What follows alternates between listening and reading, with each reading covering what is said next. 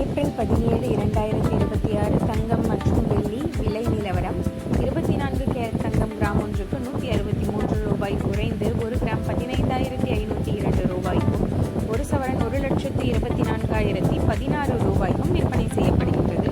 22 carrot ஆபரண தங்கம் gram ஒன்றுக்கு ரூ. 150 சரிந்து 1 கிராம் 14,210 ரூபாய்க்கும், ஒரு சவரன் 1,13,680 ரூபாய்க்கும் விற்பனை செய்யப்பட்டு வருகிறது. வெள்ளி விலை நிலவரம்.